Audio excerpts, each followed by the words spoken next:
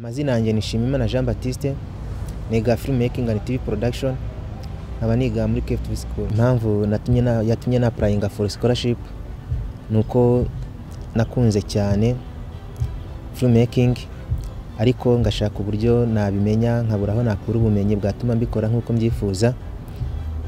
Nza kubona amakuru y'ikigo cya KFTV, nza kwa applyinga, ngira amahirwe baramfata, bamfashe rero nemererwa kujya kwigayo, abariho njya kwiga kugira ngo mbashe kubona ibyo nifuza kugira. Muri KFTV school nahigiye ibintu byinshi cyane, kuko byinshi najyaga mbona abantu babikora ariko nkibaza uko babikora simbimenye.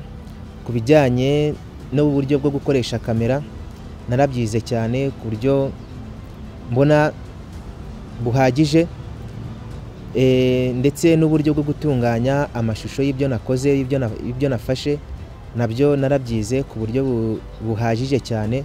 Ibyo rero akaba ari bimwe bizahita bimfasha cyane kugira ngo mbashe gukora ibyo nifuza.